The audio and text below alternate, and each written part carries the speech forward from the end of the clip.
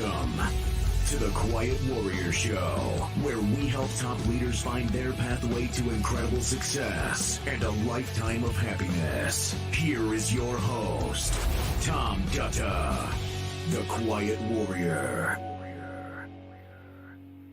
All right, everybody, welcome to the Quiet Warrior Show. My name is Tom Dutta. It's great to have you here. We are live streaming today across LinkedIn, Facebook, YouTube, and Twitter.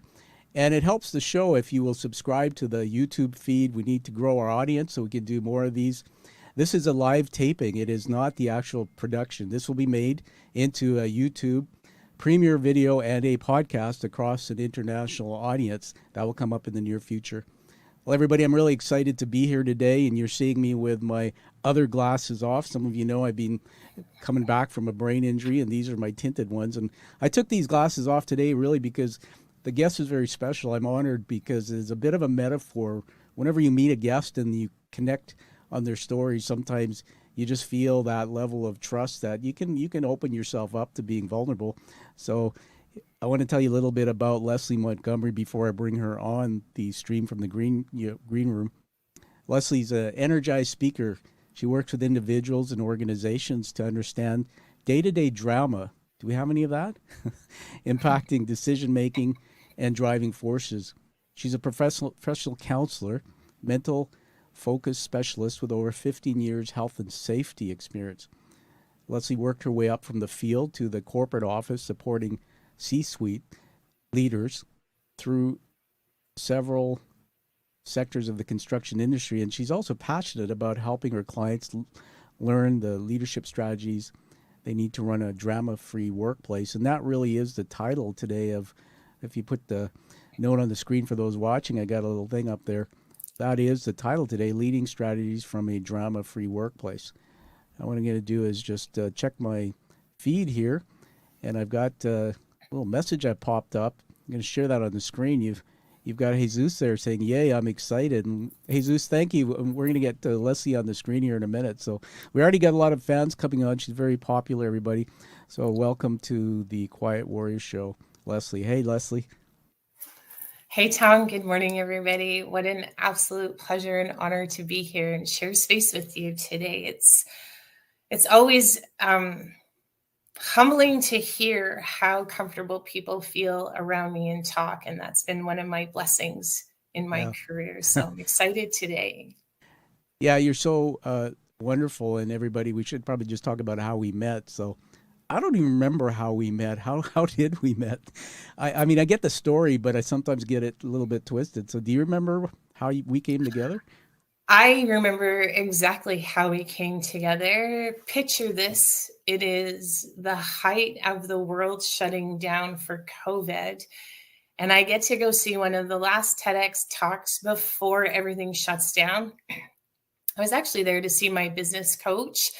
And you came onto the stage. And when I heard you talk about your story and what had happened to you and the business groups that you supported, I heard your story through how I support individuals like yourself in the construction industry, and I instantaneously fell in love with you. But it wasn't actually until the fall of last year, after attending a TEDx Salon series in Surrey, I noticed we had a mutual connection on LinkedIn, and she had posted something, and that was it. I posted her that I wanted into Toastmasters, and there you go. Bob's your uncle. Now we are connected. All right. I got to confess I lied. I did remember the story, but I wanted you to tell it because that's kind of like saying when you're married, saying, hey, what's our anniversary date? And waiting to see if she remembers. It truly is. And everybody, that's what this show is about. The narrative is the hero's journey. It's really a big part of coming together and riffing and storytelling. And when I started learning about you, Leslee, I mean, that's exactly what happened to me. I went, my goodness, I wonder how many people are going to connect to the threads of your story. There's a special thing that I read somewhere about you, and you branded yourself as the mental health architect. Before I get into your story, just tell us how did that come about? That honestly came from the blessings of people who I have been working with over my career. I think a lot of the times when we're out here following our passion, we can get lost in the minutia of who am I and what exactly do I do? And so I really turned myself over to this program and this coach that I was working with. And it was her that came up with seeing me through her lens, and all of the work that I was doing really is architecting from the ground up mental health in the construction industry. And it's been such a fabulous conversation starter to begin with, but also just a really awesome place to ground myself and understand that, yeah, I'm a mental wellness architect. I help people understand, I help people build around mental health and see through it so that they understand that there's a better way to connect with people. Oh, thank you. I just love that, and I think the uniqueness about you is you've got this brand that's emerging, and that's really why I wanted to feature you to tell the world about your brand and everything that you're doing, and that really takes me back to the story. And so everybody, you know that when I invite people to the show, not everybody gets on the show, and I said to Leslee, I want the great stuff, but I also want the backstory, the gut punches, the adversity, the things that led you to define yourself and what you're doing today. And do you remember I asked you to write me an answer to a question? Remember that? And Yeah. I have it here, and I'm going to read it out loud for effect, and then I'm going to get you to talk to us about it. So everybody, this is what Leslee wrote me when I asked her to come on the show. In 2010, when I decided to take my life, I was terrified, but so focused on finding a way. The 2008 recession had kicked my ass. Mentally, I was down and scared. A call to a colleague looking for work resulted in leave it to the universe, sending off a decision in my head to take my life. Wow. While eating my last meal, the universe did call with a job offer. That moment Yeah. became more than getting back to work. It became the moment I really understood my purpose. There aren't too many living heroes in the construction industry. It became my mission, positively affect the mental health of the people I worked with. I started to listen to people, connect with them, support them, and it grew into a mission to eradicate suicide in the construction industry. Wow, take us back there. Tell us, go right back to that moment. Tell us about that. Wow. Well, actually, we have to kind of go back a little bit further than that. So I had my first daughter in 2002, and in 2003, I was blessed to have two more daughters. And it was absolutely fantastic. But medically, my second pregnancy was high risk. So I wasn't allowed to go back to work. And after the girls were out and mobile, we needed to figure out how to make ends meet. So I always wanted to help people. I knew from before listening to stories, my parents told that was a big passion of mine, is helping. And I think if I remember the stories correctly, I wanted to be a nurse. So helping was really a huge part, but we were falling further and further behind. I found myself in a first aid class, and a girlfriend of mine said, hey, if you want to fix some stuff, you should come into construction. And so that's how I landed in construction. I started as a first aid attendant, and I start my job on the downtown east side, where I spend almost 2.5 years being thrust into the most amazing culture I think I've ever been exposed to. Talk about learning on the run. But within the middle of the recession, I was downsized, and I had just purchased a house. I had separated from my husband, and I was living in Surrey with a new partner and a new child to take care of. Both of us lost our jobs at about the same time, and it was hard. Like it was really hard. We were working through temporary agencies, and at this point I was teaching first aid and nothing. Like I wasn't making enough money. I had been sent out to a job site as a laborer, which was hard to wrap my head around with all of the tickets I had. And I remember after my orientation, really wanting the superintendent to see the value, because coming from a temporary agency, it's a challenge, right? Yeah, You're absolutely. potentially viewed as having addiction issues or, attendance issues. And really, you just want to put food on the table for your kids. The superintendent wasn't interested in who I was or what I had to offer. He had hired me to do a job, and that was to clean up carpet lint. And, I have this saying now where I'll say to people, "Did you hear that?" I think that was the sound of my brain snapping. And I really do think that there was this loud crack as my brain snapped that day. Amazing. I'd come from customer service, and customer service honestly seemed to take a step back because the environment was so abusive. So it shows you how distorted my mind was in thinking.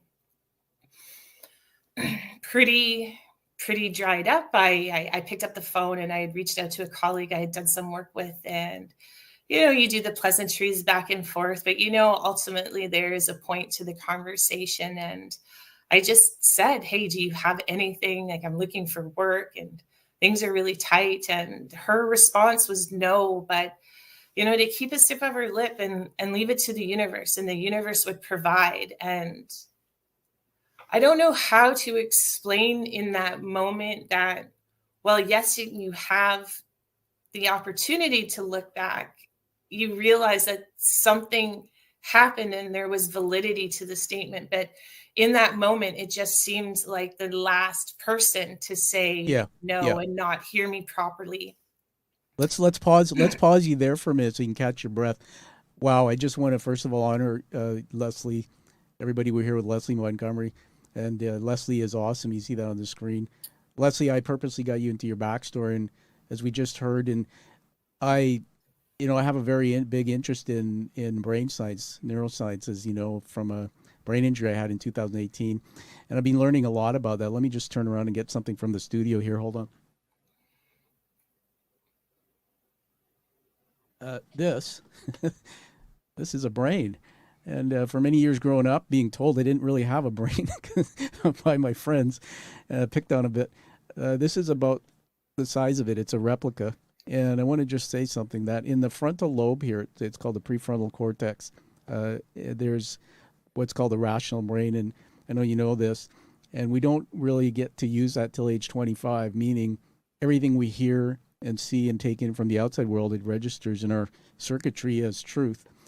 But the other thing is that when you have a thought, everyone, that I want to die by suicide, when you're up to age 25, there's a lot of people, and I know you assume you probably come across some of these people on the construction site that can't pause and think about that thought. Does it serve me well? Try to rationalize or understand the implication of it. So I wanted to ask you, how old were you, or roughly, what age bracket, if you're not able to say exactly, when you had that moment? So you just had so 2010, what are we now? 2023. So 37, 30, okay. 36, 37-ish. Okay. So you were clearly, in a stage of your life where you thought a lot about what, what was happening to you, and you made some decisions, and well, thank God that you didn't follow through. Take us back to your childhood and your parents, because one of the things we talk a lot about is the defining of somebody, or the shaping of someone. So you come into the world with 87 billion neurons, brain cells. They're empty, and they're usually, the brain was created to wire that with thoughts and emotions. And it's usually our parents or those around us who create that learning. Just, can you talk about your mom and dad a little bit, and how your childhood was and coming into your adulthood?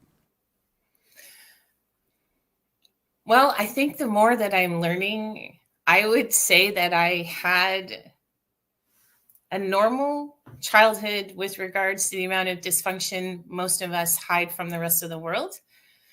I was born back east to a couple of nomadic parents who, shortly after I was born, they had a son. And we were kind of packaged up where, I think if you were to look back on it now, it would be considered tiny living or van life living. Back then, it was definitely not as glamorous or as glorious. We were packed into a school bus, and we were slowly moved nomadically out west. And how old were you then? How old were you then? The roughly? first time it happened, I don't have any memory or recollection of it happening, but my brother and I were habitually in a situation like this where we Yeah. would come home and all of a sudden home would have been changed, where you would unlock the door and walk in and have carpet. The home would now turn into, oh, we're going back and living into the van for quite a bit. So I remember probably the second time it happened, my brother would probably have been in about grade 2. Yeah. And then it systematically happened quite repetitively throughout the whole course of our life. And I think by the time, you were the eldest or older than him? yeah. So by the time I made it to high school, I had already gone to 15 schools. I like Wow. to tell everybody I was a military brat without actually being in the military. We just moved around that much. No sense of certainty or Goodness. settlement. I want to just jump in there and honor you. So again, I honor you, Leslie. And one of the things we heard in the early segment was the change in your life. You had children and you just bought a house, and then, you know, I always say this, that corporate America doesn't look after anyone. We have to look after ourselves. And I saw my father get downsized and laid off, and when I was a kid, and you know, it's just you're never prepared for that. And Hmm. I kind of chuckle here when we're connected by all these threads. When Leslie, when you said about your military, I was, I mean, I'm a military brat. I was raised by a military father, and a part of me was going to go, really? Until you clarified, I was going to, really? I didn't know that part about your story. Come on, we got to talk. And Yeah. it's. I'll go back and keep going, but on that point, was that shame or was that just you didn't want people to know the reality? You know what? In all honesty, it wasn't until I was about 35 with one of my partners who looked at me one day, and I think we were probably battling back and forth. And he said, you know, you turned out not so bad for a kid who grew up homeless. And it stopped me dead in my tracks. I know there was a whole bunch of profanity that felt like Yeah, flew from my mouth, but it blew my mind because it was so normal. It just meant that the concept of home was different for me, yeah, yeah. right? Yeah, So, totally. yeah. I mean, it's So I amazing. don't think I really understood it until after I started explaining it to people that I did grow up in a different fashion, which mainstream society would consider Yeah, homeless for yeah, a significant portion of my life. yeah. Thank you for sharing that. I use that term sometimes, homeless, and I think about it has very different context. Going back to the brain again, so everybody, as we're dissecting Leslie's story for a purpose here, what we're really trying to do is find out why you do what you do today, and we're just about at that part of my learning and the audience, Leslie, is that you know you look at different kinds of people who have the type of upbringing you do, and they're not resilient. They get involved in drugs or difficult challenges, and I know you mentioned that Mm, down. I think it was the downtown east side or experiences, and they take themselves out, or they like Tony Robbins is a mentor to us, the crazy yeah. eight, where you're on this crazy eight of ups and downs in your emotions, and people who want to take their lives by suicide will do it. They don't talk about it, they do it. The people who really are just living with the voices or pain in their head, they don't want to die. They want what's going Yeah. on in their mind to stop.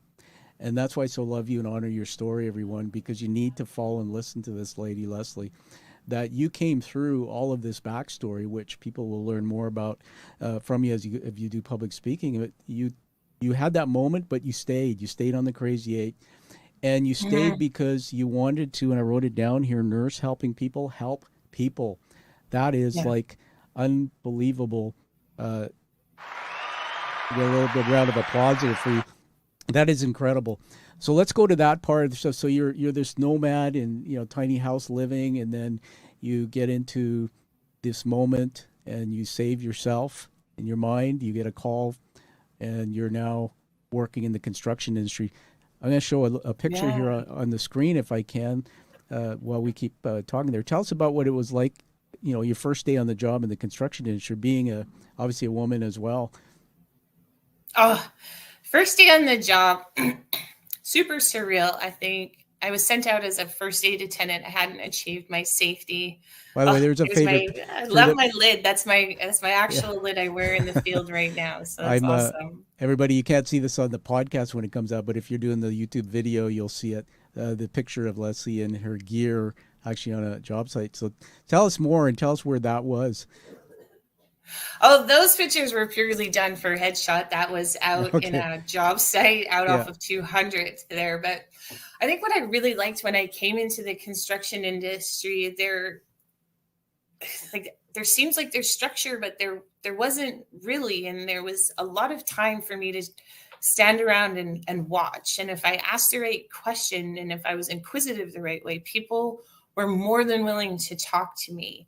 And I think based on how I kind of grew up, I did spend a lot of time watching people. I'm a great watcher before I kind of go in. Our dad used to say, he had kids to be seen, not heard. So we did a really good job that way.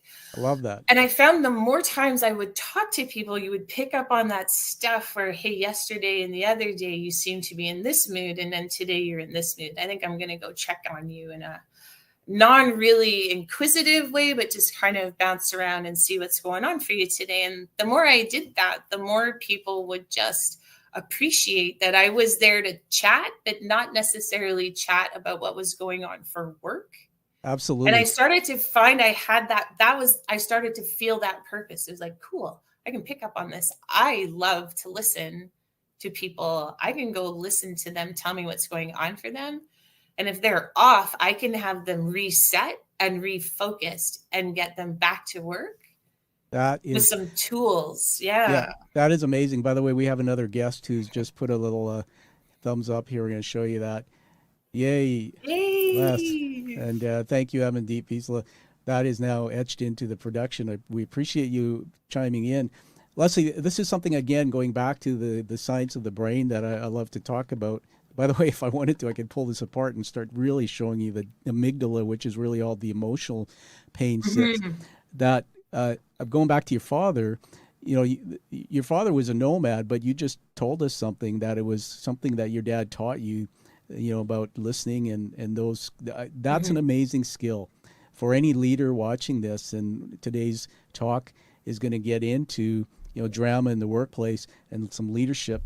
But that's a skill, and it's not easy to build rapport with people that quickly, from my experience and learning from other guests. And you got it. And that's one of the things with you and I, when we sat down, it was literally in the first few minutes that I felt comfortable with you. And there's something about you. Again, I know you're very humble, but when people feel they can talk to this lady about anything, that I believe is God's gift to have you do what you do, saving so many people. You told me a statistic about the construction industry, and I heard it from you in your recent talk at Buildex, which we're going to talk about, that incredible convention, about how many people actually perish by suicide construction. Tell me that. So our stats, it breaks down to 53.2 people per every 100,000 in the construction industry that will take their life every year. And so for the stat that we have for British Columbia, it's based on the numbers that we have in the industry right now, which is approximately 225,000. So on any given year, we're looking at losing 12 individuals in the construction industry to suicide. And more of my research has started to point to the fact that when I say construction worker, a lot of people track to an immediate spot in their brain where they see worn out boots, dirty jeans, a vest, and a hard hat. But there's men and women who work in the offices that have to make some pretty tough decisions. And the stats are now showing that it's a 70-30 split from the field to the office. So a lot of us are perishing out there because of this industry. And we need to figure out how we're going to get this back on track. Well, thank you. We'll hear more about that in a bit. I had this great experience recently where I came down to Buildex, which is a convention that was held at the beautiful Vancouver Trade and Convention Center. And I saw you speak, and I learned so much in that 1 hour that you did. And everyone, Leslee's an amazing speaker, and I want to just do something now to to honor that. So just hold on. I'm going to put something on the screen and let you hear from somebody who saw you speak, and then afterwards, he was he did a little bit of a testimonial. So let's put this on the screen there. The Vancouver West Convention Center, Vancouver, British Columbia, downtown, February 15th. I just came out of a session watching a lady named Leslee Montgomery. And the reason why I'm taking my glasses off, some people know who I am with or without glasses. Leslee, I can't say enough. I've seen her speak in a Toastmaster group. She's a mental health architect. She works in the job sites of the construction industry, working with people to help them strengthen their mental health, especially in a very difficult industry. She stood on a stage in that building in front of a full room for almost an hour and did one of the most powerful talks I've ever seen. She's a great storyteller. The structure of her speech was incredible. She kept us engaged, but she had lived experience with her topic. And so I highly recommend her as a speaker, storyteller, anywhere where there's a need to understand the power of mental health and wellness from somebody who knows what it's like. That was, let me get that off the screen there. That was just literally coming out of that. Now, tell me what you felt watching me say that about you, and just bring it. It's someone once asked me, how do I know I make a difference? And it's watching stuff like that, but I'm not used to it. So it's so wonderful to see, but it's also because it's something that comes so naturally. I always get, I don't know, to process the energy, to see myself and know that I've made that connection and impact. It's very powerful. Yes. And very moving. Yeah. So I produced, I actually wasn't even planning on what I was going to do with that, but I'm going to go vulnerable with you and talk about this for a moment because you lifted my day. That day I had, Leslee had invited me to speak, and everybody, the BuildX conference is quite an awesome event. And I couldn't get out of bed that morning.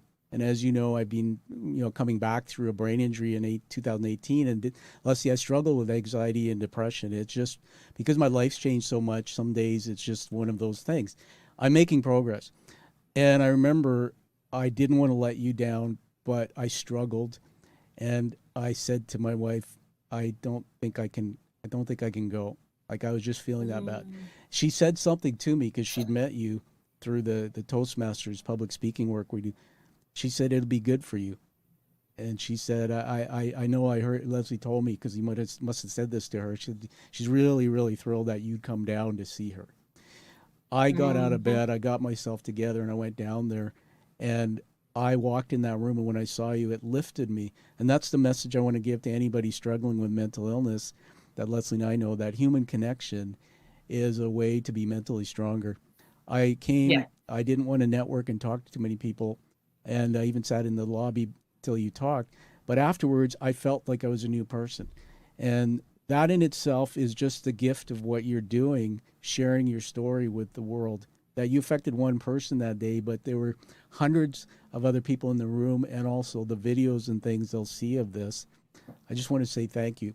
So let's go back to you, to the BuildX, and we're going to take that next leap in your story. So there you were, and you came through the experiences of your life. You had that moment, and then you survived wanting to die by suicide. Then you decide, I'm going to be somebody who helps others. And then you get invited to BuildX. Tell us how that went for you, and a little bit about the strategies that you were going to teach us today related to dealing with the workplace. Well, BuildX fell into my lap because of blessings of friends out there. The last couple of years, I've really started to understand the mission and the passion driving me forward. And so there was more effort to figure out how to move this process along. So coming into BuildX, the motivation was coming from a lot of what I see my superintendents on the job site struggle with. So for the people watching, one of the things that's unique about me is I really do make the effort to understand consistently. So it's not as if I've retired from the field and I'm just reading statistical information. Yeah. On any given week, I'm in the field 1 to 2 days to make sure I'm still connecting. And it was one of the superintendents I had worked with recently, and he was managing somebody else. And he just went, I just want a drama-free day. Wow. And that's where everything started to come together for me. And I'm like, hey man. Leslie, give me one of those. I'll take one of those every day. I don't think life is without drama. My goodness. And everything fell together for me, because when you're pioneering in an industry that is nervous about mental health because it comes across as feminine, and they think that we're going to sit down and we're going to be in a group type setting and you're going to discuss your most vulnerable things in front of everybody. And you realize, no, that's not what we're doing. But we're able to see through what is coming into the job site, and how do we manage that so that our superintendent can manage and understand that, hey, maybe so-and-so is struggling with something at home right now. Maybe they are going through relationship issues. Doesn't mean they don't function well on the job. It might mean that they're super distracted. Yeah. We can give them a different task that has them feel value, and they produce, and then the project moves along. So it really came from a superintendent I had been working with when that came out of his mouth, the drama-free day, and it all came together to me. I'm like, hey, that's exactly what I do. So I want to riff with you on that, because my brain goes in different directions. It's multidimensional, the way I think. That I'm thinking about that moment on the site, and he says that to you, and then that comes back to you. I was also thinking about what you said about the construction industry, and I appreciate you mentioning that we met while you were watching me do a talk about mental illness, or mental health, that it's so prevalent. I've worked in 5 sectors, and I'm not better than anybody else. I just couldn't figure out who I was and moved around, but it's so prevalent in every sector. And in particularly as you go up to the executive, the senior suite, C-suite, where you do have some experience, nobody talks about it. And I was one of those, and that's why I talked about it on my TED Talk, that, we need to have those conversations like you do. So I'm just going to say one more thing, give it back to you. I want to hear about, a bit of that C-suite guidance or experience. That here you are, and your company is Humanology Partners, right? Yeah. Yeah. So everybody, if you see that on the stock ticker on the screen, if you're watching the video, go to that site, check it out. So here's Leslie again, taking her story, going into the field of construction, and I believe you love what you do. And she's on, yes. and she's on site, and she's basically doing check-ins or doing work, which I'm going to get you to talk about, because I think the audience may not be as clear on what that all means. And then you're using strategies to help people really brighten their days or deal with loss.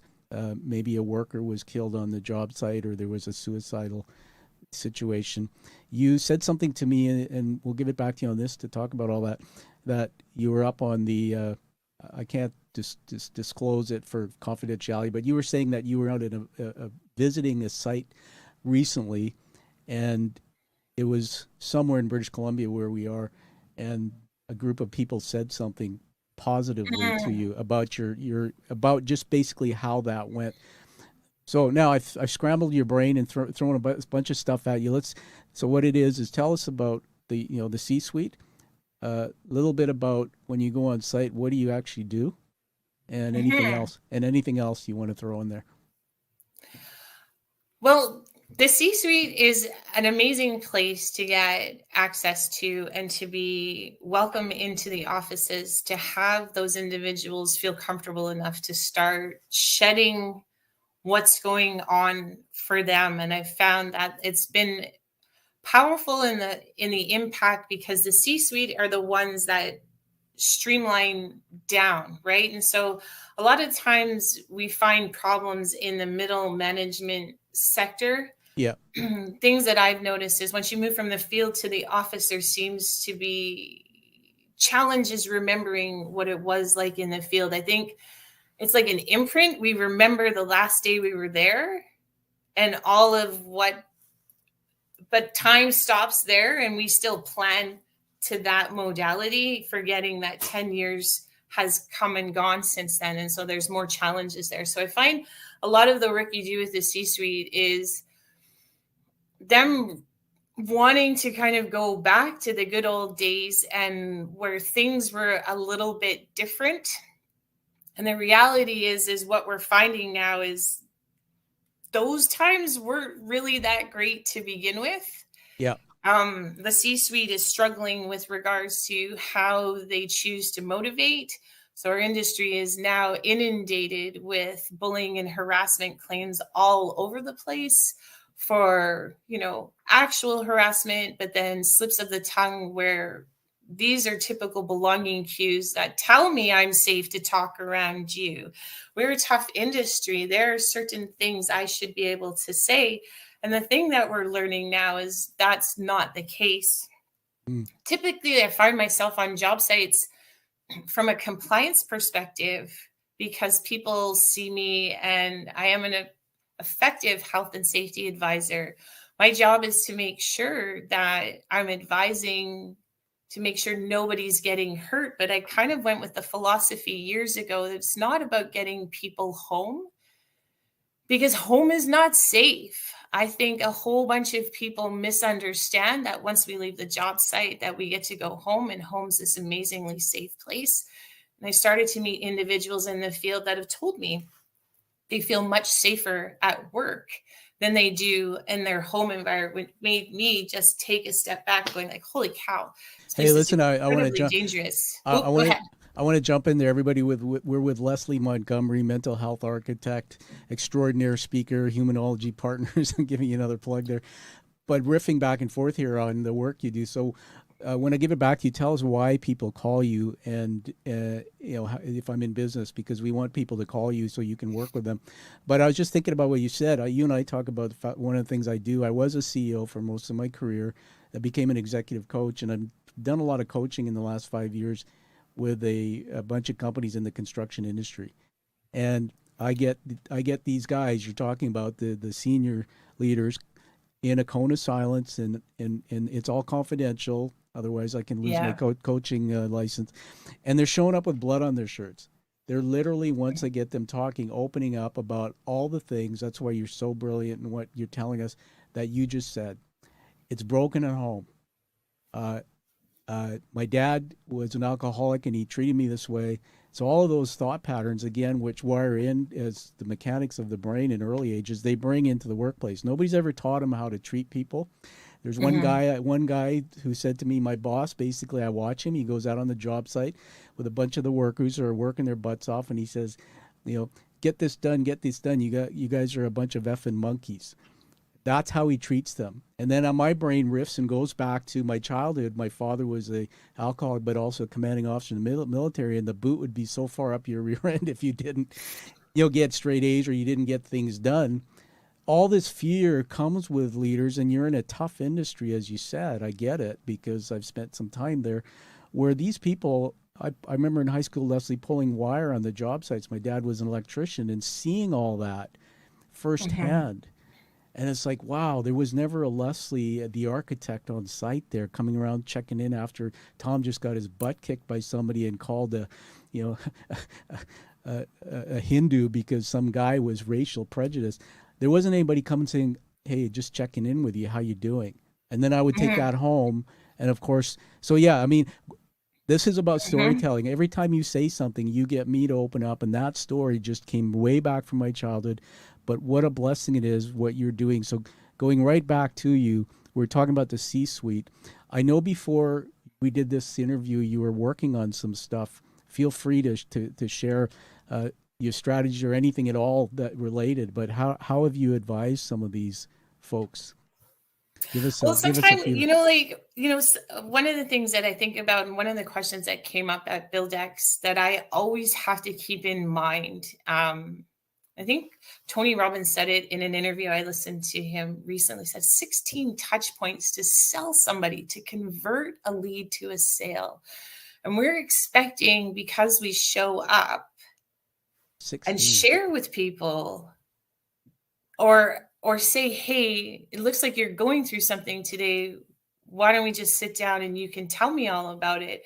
And then we're kind of disappointed when we're like, well, I went over and asked so-and-so if everything was okay, and they gave me the everything's okay. Well, 90% of us use okay to just deflect and make people go away. And then I'll use okay back to say, awesome, I don't have to get into this conversation anymore. Exactly. Right? So I was just blown away in my mind, everybody. That's a teaching moment right there. 16 touch points. I come from a background of sales in my most of my career, and it was 5 touch points. But with this subject, 16, I mean, I think what you're trying to tell us is, when you say, Tom, are you okay? You're touching me that one touch point. I'm not there yet. And I've gone through my own therapy on mental illness, as I've told you, that we talk about the emotion of shame, which the emotion of shame is right beside, another emotion, which is guilt. And shame can lead to wanting to die by suicide, wanting to hide, wanting not to share and tell people. And so I've navigated that where when I had my concussion, Leslie, and they asked me to get psychiatric help to deal with depression and anxiety, I actually was ashamed in my mind that I deflected it. It took me 2 years to actually see a psychiatrist. I'm being honest with you and my viewers, vulnerable, that on the workplace, what Leslie's teaching us is, especially for the top leaders listening to this show, that, we need to start that conversation. We need to have Leslie come into the job site and teach from that level even down. So imagine this, Leslie, and I worked at Costco for a couple of years while I was going through my recovery. I remember looking up at the penthouse, the management, and saying, why don't any of you guys come down here while we're banging our bodies around and say, how are you guys doing? And they would just keep pushing quotas and this and that. And then I finally realized, it's okay to say we're not okay, but you got to give us that culture. You got to start that culture from above, that it's a courage culture where it's okay to say how you're feeling. Tell us one more strategy about, sort of how you create this, what did you call it? Drama-free workplace. Just give us anything. And then I'm going to go back to Buildex and talk about that again. Okay. Well, I think the biggest thing that I do is I go out and I ask questions that have nothing to do with work. So I check in. We do surveys. Hey, today's survey is, do you eat bacon or sausage? And it disrupts the way people are thinking, right? Bacon or sausage? I thought you were coming over here to talk to me about safety. Well, I'm talking to you about safety things right now. Like, come on, man, let's get into this. Do you like bacon or sausage? Well, what kind of application are we talking about here? Awesome. We are now engaged in a conversation. This is something passionate, bacon, sausage. Can do the same thing with Coca-Cola and Pepsi, Smarties, M&Ms. People are habitual. We can start conversations. So I start conversations with them that way. Super innocent. You get to learn so much about somebody. And then you just kind of come back every day with something new. And there's your touch points coming in. Exactly. And maybe one day you come around and you're not feeling good. Right. And I think we're looking for that courage champion to come into our executive offices, into our toolbox rooms and say, let me bear it all for you. Oh, wait a minute. Last time someone stepped up in this environment and bared it all, we all laughed and chuckled because some of them, that's just the way our energy process is. But some people don't really care. So you have to start bridging the gap. So I know you were talking about Buildex. So perfect example, leading up into Buildex, I'm still actively working on job sites. I can feel my anxiety. I can feel it preventing me from leaving the house. I get so worked up and I'm in a space that I shouldn't be in. I have to keep pulling myself back. But I'm also at that state where my fuse is really short. So in the household, my daughters know if my fuse is short and I'm off, they make direct eye contact with me and they say pineapple. And that triggers my brain to go, wait a minute, something's off with me. And so everybody gets introduced to me with that. Listen, if you're talking to me and I'm not making eye contact or you're not getting the response you want, you make eye contact with me. You go, Leslie, pineapple. And it triggers my brain to tell me I'm not listening to you appropriately now in this moment. That's beautiful. But I was on the job site 2 weeks beforehand, and I did tell them, and I went after them for a few things. And I also said, I am so anxious right now about what I've got coming up, and this is how it's coming out. So you guys need to be aware of this, and I'm not personally attacking you, but this is how triggered I am, and this is how you can help support me. And this is how we can come together, and you can learn a little bit about what it's like to be around someone who's super, super anxious right now. And I will let you know that when I come out into the field, I am probably distracted. So I do need you to do a little bit more for me and pay attention to me. And they look at you after you've earned their trust and they say, yeah, we got your back. What's that like for you? That is awesome. I just want to put this on the screen using the word awesome. Got another fan here. We'll just read that out loud, everybody. We got somebody chatting in with us live. Leslie's awesome. Her sincerity and honesty to support the well-being of others in these days of entitlement is humbling. And that's from David Dean. Thank you, David. David's watching us live on LinkedIn, everyone. We're live streaming for a future release of this interview.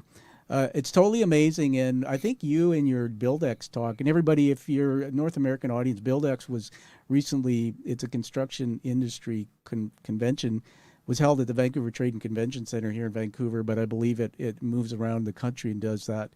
And so if you don't know what that is, it's really for the industry, about trends and about networking, about meeting people like Leslie, a subject matter expert that matters to that industry. And I'm sorry, because of my cognition, sometimes I trip my thoughts up and confuse the stories. Was it you in your BuildX telling a story about this one case where this guy was banging his shoulder against a brick? Yeah, Yes. we don't have time for the whole story, but the gist of it was, Leslie, was one of the things I love about you, and we'll talk about your public speaking, because I want people to call you to hear you more.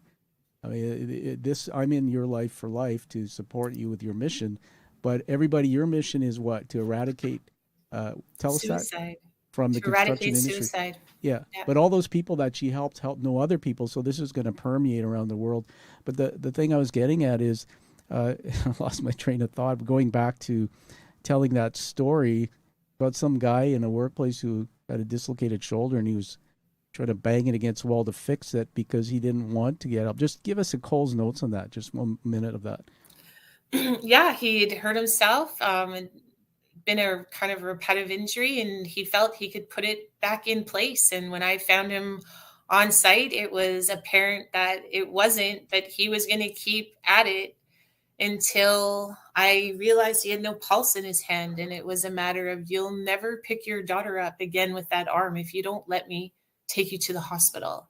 And it was just, and once I got him in the car, he burst into tears. Yeah. And thank you for sharing that. I honor you for your being vulnerable. Everybody, that story really, when you see her talking and telling these stories, it gets you into the journey. And that's what we remember about your talk, is not what you said, but how you made us feel. That particular story really has a deeper meaning. And it comes back to what I was saying when I was thinking about the construction industry coaching I've done, that, there is shame. Because many guys, particularly raised, we don't complain.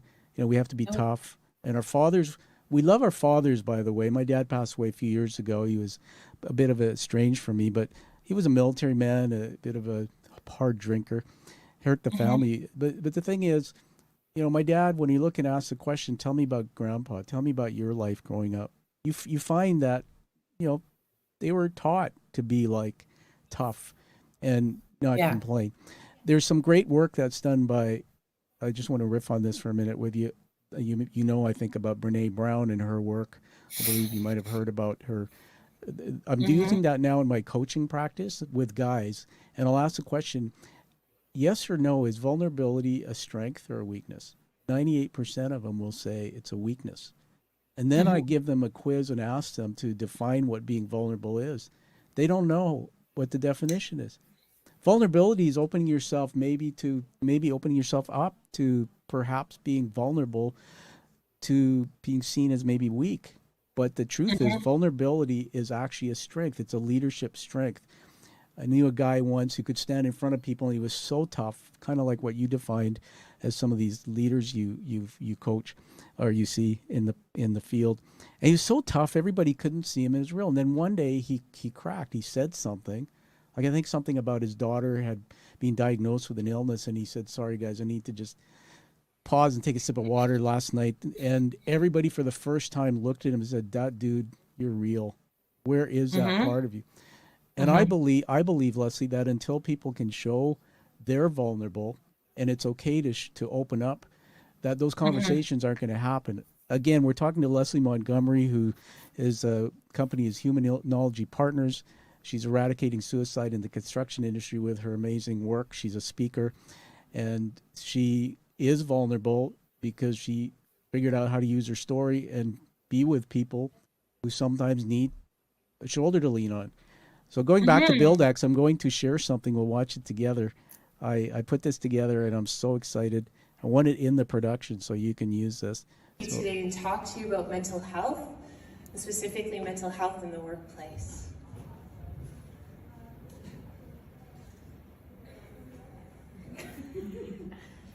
Are you okay? I remember my hands shaking. They shook so bad that day. Have you ever tried to dial a phone number when your hands are shaking? This one. Focus, Leslie, this one. That one. I heard it connect and I heard the ringing on the other end of the line. The small talk settled my belly. I was so nauseous.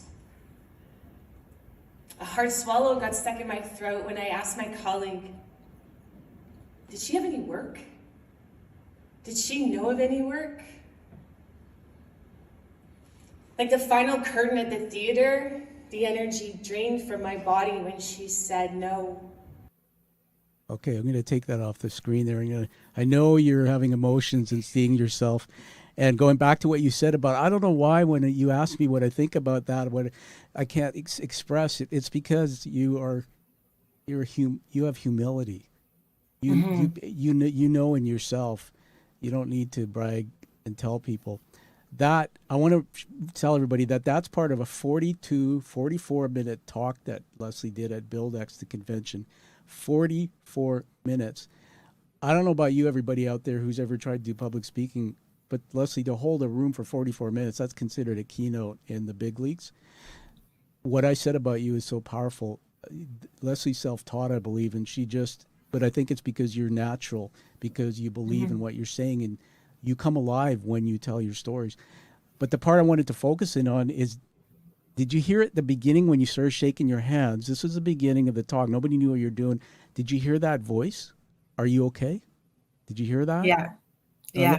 I'm going to give it to you in 30 seconds, but I'm going to say this.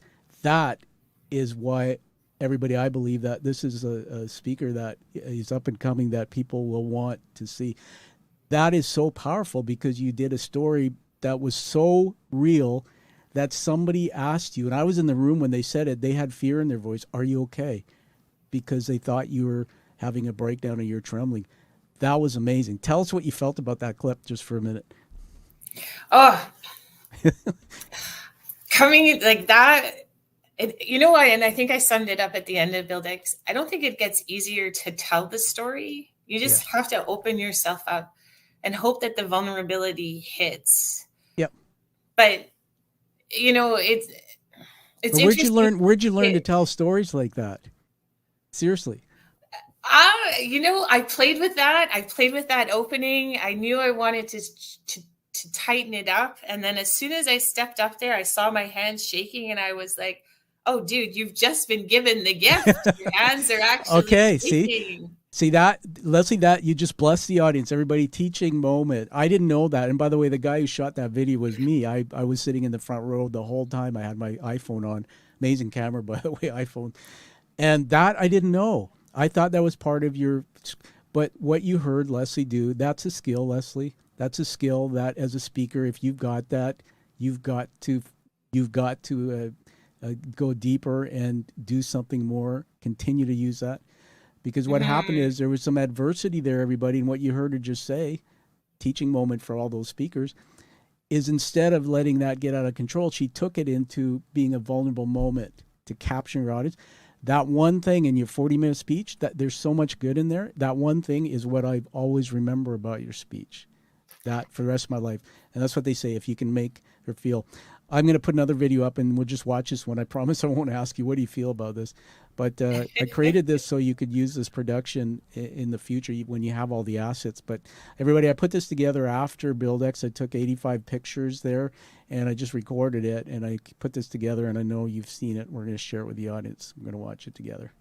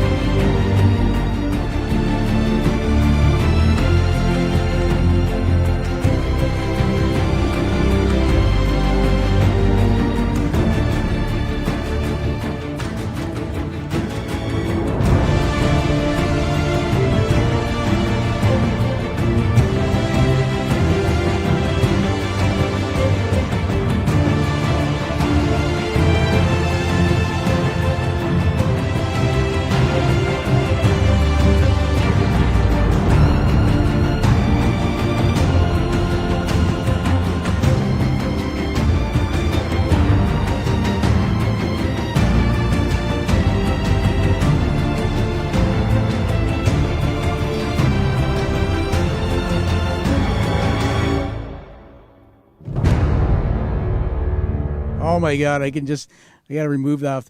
Oh, I'm vibrating in my chair. Talk to me. Anything I'm telling you about, throw out words, even one word. How do you feel about it? Just like, honestly, so much fun. It was so much fun. And I think, I'll be honest with you. So I was not prepared to have that many people show up because of the challenge to get a foothold or a stronghold with mental health. Just seeing how many people that were in the room was just absolutely mind-blowing and so exciting, because it tells me that now is the time we can start talking about this stuff, and that people are willing to have people come in and share some vulnerability and give them some strategies to help them understand why their projects are out of skew, right? Why morale is down. We're losing people to turnover, injuries, like just so powerful, and just absolutely blessed, Tom, that you were there, and everything that I'm glad I was. Snuck behind the scenes and showed me you were paying attention. I am glad I got out of bed that morning and got past my woe is me self. Everybody, we're getting close to the end of the time. We'll have you back again, I'm sure, as your story evolves. But we're with Leslee Montgomery. She is the humanologypartners.com on the screen. Go check it out. Leslee's available to come work with any organization to talk about mental wellness from a perspective of having conversations and creating drama-free workplaces. At the C-suite, everybody, I've been there, that's my peers. We know that we need to use our voices to encourage others, and yet many of us don't know how to do it. You need to connect with Leslee. You need to connect with Leslee and watch this trailer we just showed you, BuildX, if you're in the area of industry of public speaking. And you need to have somebody come out to hold a room like she can, tell stories, because it's those stories that will permeate out into your audiences and back into the workplace that will help other people. And so, Leslee, I'm embarrassing you and plugging you so much on the show, but as you know, I'm a huge fan, and we, by fortuitous intersections, came across each other just by chance. And a lot of people ask me, Tom, what do you do? And actually, I have a platform. I'm a thought leader, and I'm out there using stories to teach. But also the hidden part of it is there was a time in my life where I didn't know if I wanted to be here, but to stay above level, I attract people who seriously are the heroes and the heroines. And my job for the rest of my life is to stay connected and help people like Leslee share their stories. And for every one person, I'll put it this way before I give it back to you as we close this. For every time I go to sleep, I know that Leslie's out there tomorrow, and today she was out there and she saved or changed a life. She transformed someone. That if I had a chance to impact you by putting your story out there and somebody saw it and heard that, then that makes my life worth living. I'm so proud of you.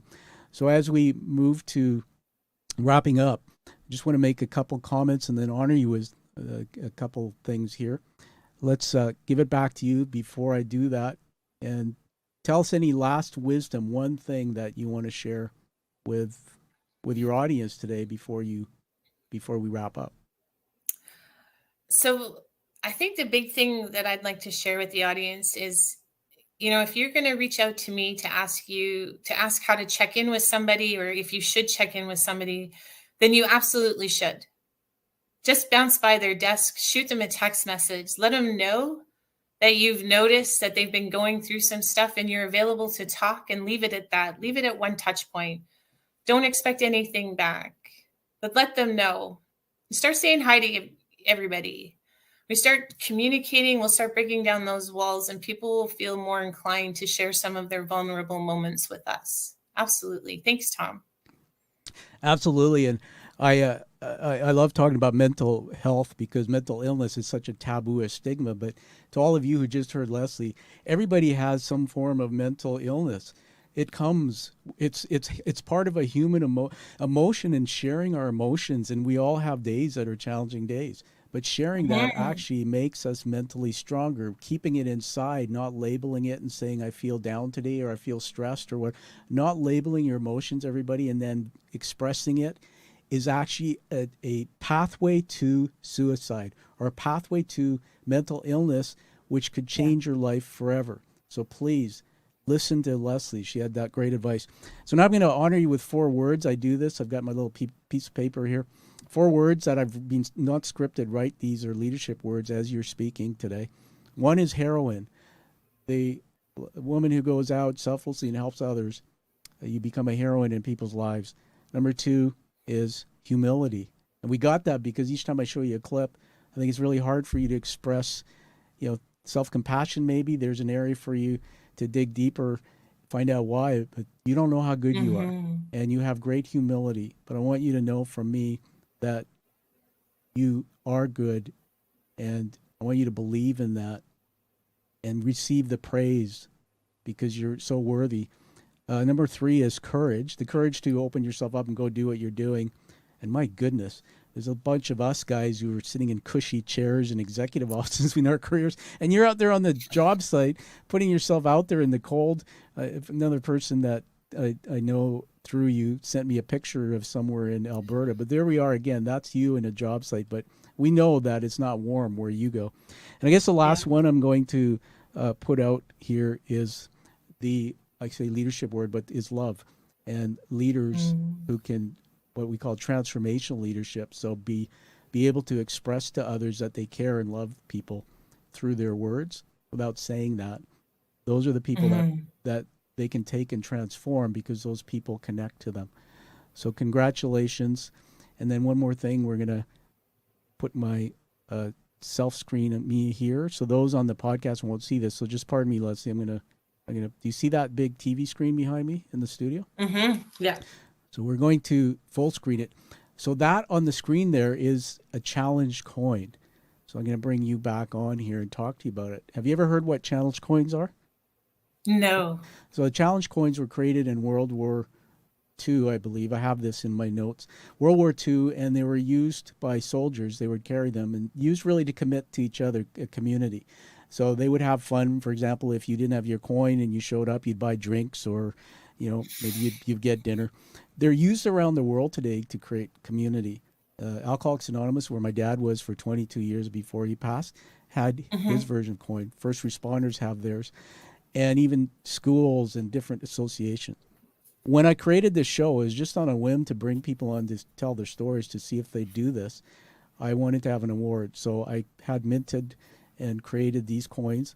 They are double-sided. The back of it is a hero's journey narrative, beautifully illustrated by Joseph Campbell, which is storytelling narrative. The front is the show art. It comes, it'll be coming to you, and officially now I'm going to induct you into the Quiet Warrior Global Community. Congratulations. Thank you. And now when you look across our show, a little shameless plug, we've had over 255 guests now through my show. These are all people from around the world, Europe, everywhere, who come with a story that they've turned into something to help others. And you're unique. You're in the 1% because most people don't do that in their lifetime. So welcome to the Quiet Warrior Tribe. We're going to Celebrate with some fireworks there. There you go. Yay! All right. And so on that note, I want to just, as we wrap up here, I want to thank you so much and tell people where they can get a hold of you. Yeah, you guys can get a hold of me, Leslee M at humanologypartners.ca. But check out our website. We have a new field guide that should be going live this week, and I'm super excited about it. It's something I've been working on for a bit. It's a mental health field guide for the trades. Some short, simple tricks and not too gaudy, so it can go on a safety board and people might actually look at it. Okay. Something I'm excited about. I love it. I'm excited too. And I'm going to have Leslee back in a future show, and I'm just going to tease everybody and don't say anything. But my new nickname for Leslee is Sourdough, and so you'll need to understand what that is. Everyone, ask her about it. And on that note, everyone, thank you for being here. To all those who are chatting with us live, this will be produced and released in the future in podcast and YouTube video. I want to just say, live the life that you deserve and desire, everybody, and live with your passion like you see that Leslee does. And thank you, Leslee, again for being on the show. Thank you, Tom, and thanks everyone. Thank you for listening to the Quiet Warrior Show. Create is a motive-based leadership development firm. www.kreat.ca.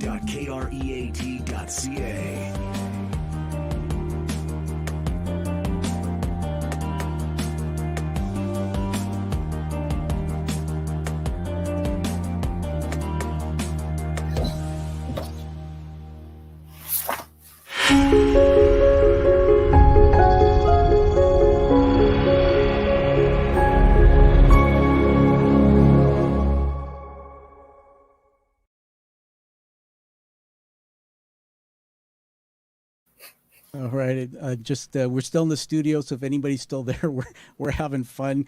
Very rarely do you get to peek into a studio, see all the bloopers and things that go on.